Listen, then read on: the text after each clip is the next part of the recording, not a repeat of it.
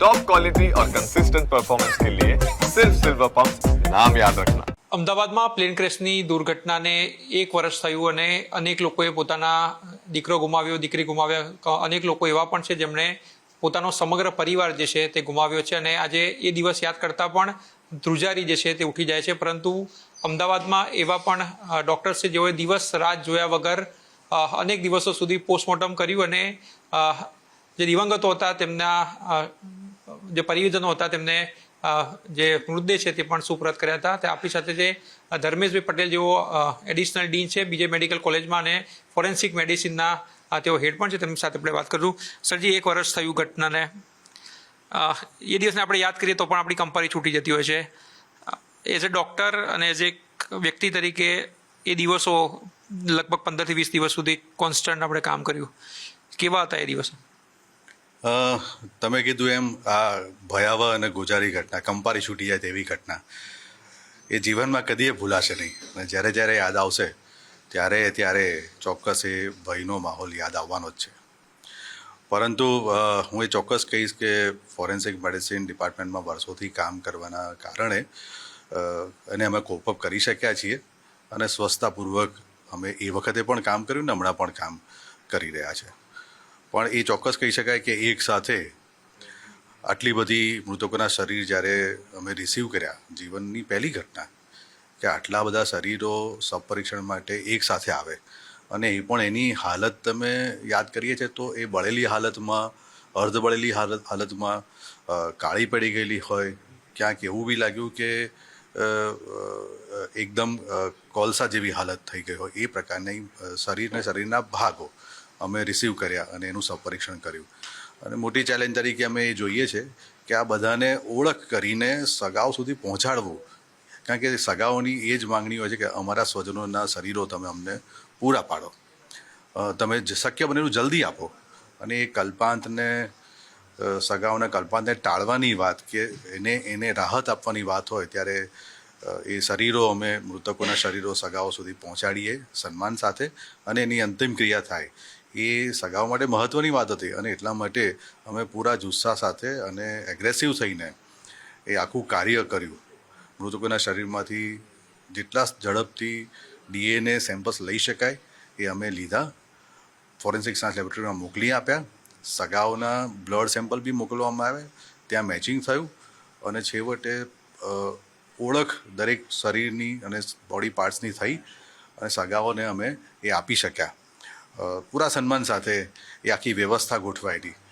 દરેક સગાઓના મૃતકો જે મૃત્યુ પામ્યા એમના પછી જે બોડી પેપર્સની જરૂર પડે, ડેથ સર્ટિફિકેટની વાત હોય, પોસ્ટમોર્ટમ રિપોર્ટની વાત હોય, એર ઇન્ડિયાની ઇન્સ્યોરન્સ ટીમ આખી હતી એ પેપર્સની વાત હોય, એ એક પણ પેપર એવું બાકી નથી રાખ્યું કે જે એમને મૃતકોના સગાને તે મેળવવામાં તકલીફ થાય. ઓન ધ સ્પોટ ત્યાં જ આપવામાં આવ્યા. કોફિનની અંદર યોગ્ય રીતે બોડી પાર્ટ્સને ગોઠવવામાં આવી, સરસ રીતે એને ગોઠવ્યા પછી લેબલિંગ કરવામાં આવ્યું, ટેગિંગ કરવામાં આવ્યું, યોગ્ય નંબર આપવામાં આવ્યા અને અંતિમ ક્રિયા માટે એસ્કોર્ટ સાથે અંતિમ વિધિ જ્યાં થઈ શકે ગંતવ્ય સ્થાન પર ત્યાં સુધી મૃતકોના શરીરને પહોંચાડવામાં આવ્યા અને એમાં સરકારશ્રીનો બહુ જ મોટો ફાળો રહ્યો. એ દિવસે યુઝ્યુઅલ ડે હશે કે ભાઈ તમે શું કરતા હતા ઓફિસમાં? કારણ કે 1 વાગ્યા સુધી તો કોઈને ખ્યાલ નહીં હોતા આ પ્રકારની ઘટના વિધિન 15-20 બની જશે.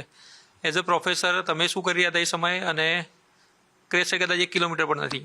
હા, હું આ જ ઓફિસમાં બેઠો હતો અને પોસ્ટ ગ્રેજ્યુએટ ડિરેક્ટર તરીકે બી હું જ્યારે અહીંયા સેવા આપી રહ્યો છું આ સંસ્થામાં અને એડિશનલ ડીન તરીકે, તો પ્રથમ અમારા વોર્ડનશ્રીનો ફર્સ્ટ ઇન્ફોર્મેશન મારા પર આવી કે આપણી હોસ્ટેલ પર પ્લેન પડ્યું છે.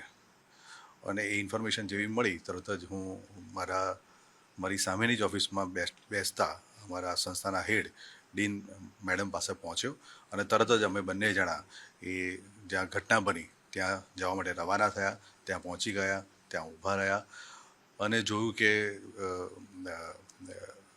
અગ્નિશામક દળ બી આવી ગયું છે, પોલીસ આવી ગઈ છે, બધી વ્યવસ્થાઓ ઊભી થવા માંડી છે. તરત જ અમે ત્યાંથી ટ્રોમા સેન્ટરમાં પહોંચ્યા અને ટ્રોમા સેન્ટરમાં મૃતકોના શરીર આવવાના શરૂ થયા, ઈજા પામેલા વ્યક્તિઓ આવવાના શરૂ થયા, ત્યાં સારવાર થઈ અને તરત જ એ જ વખતે જ્યારે મેં જોયું કે અહીંયા તો બચેલા કરતાં મૃતકોના શરીર વધારે આવી રહ્યા છે. તરત જ મને ક્લિક થયું અને મેં તરત મારી આખી ટીમને ઇન્ફોર્મેશન આપી અને મારી ફોરેન્સિક મેડિસિનના બધો સ્ટાફ એ સબ પરીક્ષણ રૂમ પર હાજર થઈ ગયો અને ડિઝાસ્ટર મેનેજમેન્ટના પ્રોટોકોલને અપનાવીને એક પછી એક મૃતકોના શરીરને રિસીવ કરવાના શરૂ થયા, લેબલિંગ આપવાનું શરૂ થયું, ટેગિંગ કર્યું, દરેક શરીરને એક યુનિક આઈડેન્ટિફિકેશન નંબર આપવાનું ચાલુ કર્યું.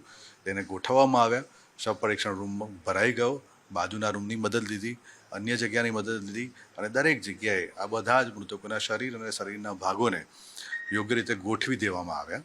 અને એના પછી અમારે આ ફોરેન્સિક મેડિસિનના સ્ટાફ મેમ્બર્સ અને મેડિકલ ઓફિસરો જે સરકારશ્રીએ ડેપ્યુટ કરેલા એ બધાએ ભેગા થઈને ડેડ બોડીની વહેંચણી કરવામાં આવી. દરેક મેડિકલ ઓફિસર અને ફોરેન્સિક મેડિસિનના સ્ટાફ એને પોસ્ટમોર્ટમ કરવા એવું નક્કી થયું, વહેંચણી કરવામાં આવી, પોસ્ટમોર્ટમ થયું અને રેકોર્ડ બ્રેકિંગ સમયની અંદર એવું કહી શકાય કે 15 થી 16 કલાકની અંદર જ પ્રાઇમરીલી જે અમે સપરીક્ષણ માટે મૃતકોના શરીર આવેલા એ બધાના જ સપરીક્ષણ પૂર્ણ કરી દીધા. આપણો કેટલો સ્ટાફ હતો અને કેટલું હાર્ડ રહ્યું આ સમગ્ર જે ફોરેન્સ આપણે પોસ્ટમોર્ટમ કરવું? કારણ કે કોઈનો હાથ મળ્યો, કોઈનો પગ મળ્યા, કોઈનો ખાલી ચહેરો મળ્યો, ખાલી કોઈના વિવિધ અંગો ખાલી મળી આવ્યા. કેટલું હાર્ડ હતું? કેટલા ટોટલ પાર્ટ્સ આપણી પાસે મળી આવ્યા હતા અને એમાં કઈ રીતે સિંક્રેનાઇઝ કરેલું અને કઈ રીતે પરિવારોની ઓળખ કરીને એમને આપવામાં? એવું કહી શકાય કે ડિઝાસ્ટર મેનેજમેન્ટનો પ્રોટોકોલ અમે જાણતા હતા એટલે એવી કોઈ ખાસ તકલીફ પડી નહીં. પણ એ ચોક્કસ કહી શકાય કે એકથી વધારે લગભગ 350થી વધારે બોડી પાર્ટ્સ અને શરીરો અમે સબ પરીક્ષણ માટે એક સાથે પ્રાપ્ત કર્યા. તો એ વખતે એક ચોક્કસ વ્યવસ્થા ઊભી કરવી, તેને બોડી પાર્ટ્સને બોડીને ક્રમમાં ગોઠવવા, યુનિક આઈડેન્ટિફિકેશન નંબર આપવો, એમાંથી બોડી સેમ્પલ લેવા, બોડી સેમ્પલ માટે કન્ટેનર જોઈએ, એનું પ્રિઝર્વેટિવ મટીરિયલ જોઈએ, એ બધું ચોક્કસ બધું પૂરું પાડવામાં આવ્યું. પણ એ પૂરું પાડવામાં આવ્યું એ વખતની જે અમારી જે ધીરજ હતી તે ધીરજ રહેતી નથી અને અમે બૂમાબૂમ કરતા અથવા તો બૂમાબૂમ તો નહીં પણ એવું કરતા કે ભાઈ આ ઝડપથી અમારી પાસે આ બધું પહોંચે તો અમે યોગ્ય રીતે કામ કરી શકીએ.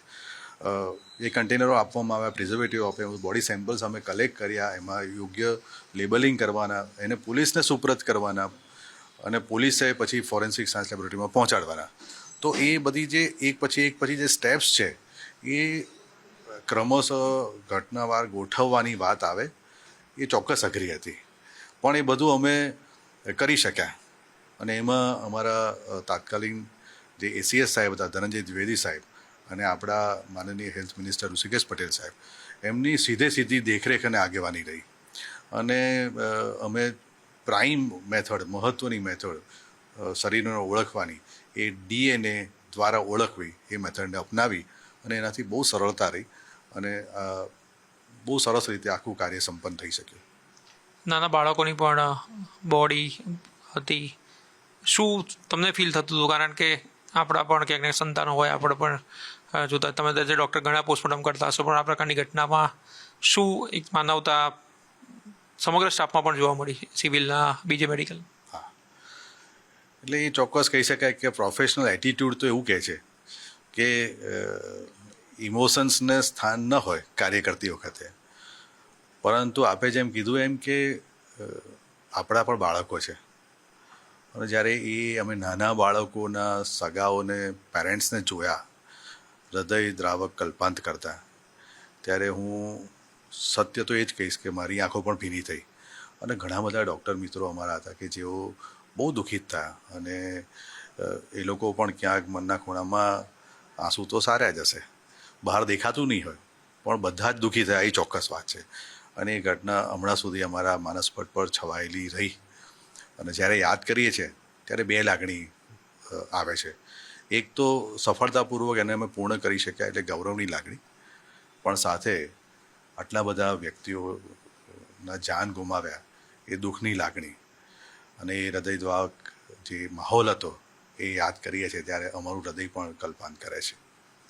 જ્યારે ડેડ બોડી આવી અને બધી બંધ જ હતી, કેટલું ડિફિકલ્ટ હતું, કેટલા વખત સુધી એને રાખવામાં આવી જેથી કરીને એના ઉપર પરીક્ષણ થઈ શકે? અધરવાઇઝ જે લોકોએ બચાવ્યા ત્યાં તમે કહેતા કે ભાઈ હાથમાં પકડ્યું તો રૂ જેવું હાથમાં આવી જતું હતું, કેટલું તમારા માટે હાર્ડ હતું? એ જ્યારે ડેડ બોડીઝ આવીને પ્રથમ વખતે રિસીવ કરવામાં શરૂ કરી ત્યારે ડેડ બોડી પોતે ગરમ હતી, એટલે એને હેન્ડલ કરવામાં અમારા જે સ્ટાફ છે એને તકલીફ તો પડતી હતી જ.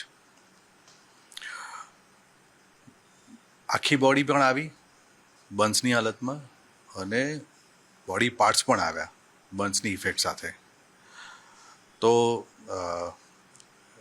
એ બોડીમાંથી મહત્ત્વની વાત એ હતી કે એમાંથી સેમ્પલ્સ લેવાના હતા ડીએનએ સેમ્પલ્સ માટે. તો એ ડીએનએ સેમ્પલ્સ જે કલેક્ટ કરવાના હતા એમાં બોડી માસની વાત કરીએ તો ટિશ્યુ, તો એના પર બન્સની ઇફેક્ટ વધારે હોય એટલે વધારે બળેલા હોય અને એમાંથી બોડી ડીએનએ સેમ્પલ કરવા હોય તો થોડું એફએસએલ માટે બી અઘરું છે. પણ બોન જે લેવામાં આવે છે અને ટીથ લેવામાં આવે છે એમાં બોન મેરો હોય છે અને ટીથની અંદર ઘણા બધા ટેમ્પરેચરની ઇફેક્ટ થાય છતાં પણ ટીથની અંદરના જે સેલ્સ છે એ પ્રિઝર્વ રહે છે. બોન મેરોમાં પણ જે સેલ્સ છે એ પ્રિઝર્વ રહે છે અને એ ન્યુક્લિએટેડ સેલ્સમાંથી આપણે ડીએનએ કરી શકતા હોય છે. તો તમે કીધું એમ સેમ્પલ કલેક્ટ કરવામાં તકલીફ તો પડી જ, પણ પ્રોટોકોલ આખો ક્લિયર હતો માઇન્ડની અંદર અને એટલા માટે અમે દરેક બોડીમાંથી બોડી પાર્ટ્સમાંથી ડીએનએ સેમ્પલ લીધા અને ફોર્ચ્યુનેટલી એ દરેક સેમ્પલમાંથી ડીએનએ પ્રોફાઇલ બની શકી અને મેચિંગ થઈ શક્યો. કેટલો સ્ટાફ હતો આપણો જેણે આ દિવસ રાત એક કરીને કેટલા દિવસ સુધી ચાલ્યું? ફોરેન્સિક મેડિસિન ડિપાર્ટમેન્ટના લગભગ 30 જણા, એમાં 11 ફેકલ્ટી અને બીજા અમારા પોસ્ટ ગ્રેજ્યુએટ સ્ટુડન્ટ્સો અને સાથે સરકાર તરફથી લગભગ 100 જેટલા મેડિકલ ઓફિસરોને ડેપ્યુટ અહીંયા કરવામાં આવેલા અને બધાએ સાથે રહીને આખું કાર્ય પૂરું પાડ્યું. તો આ હતા ડૉક્ટર ધર્મેશભાઈ પટેલ, જેઓ ની 130 લોકોની ટીમ હતી, જેમાં સરકારના પણ મેડિકલ ઓફિસર હતા, સાથે સાથે બીજે મેડિકલની પણ અને સિવિલની પણ ટીમ હતી, જેણે દિવસ રાત જોયા વગર મહેનત કરી અને દિવંગતોના જે મૃતદેહ હતા તે તેમના પરિવારને સોંપવામાં આવ્યા હતા. એટલે સમજી શકાય છે કે અમદાવાદમાં કેવી કરુણ ઘટના જે છે તે ઘટી હતી અને આજે પણ એ દિવસને યાદ કરતા લોકોની કંપાઈઓ છૂટી જતી હોય છે. કેમેરામેન કેતન શ્રીમાળી સાથે આશુતોષ ઉપાધ્યાય, ન્યૂઝ કેપિટલ, અમદાવાદ.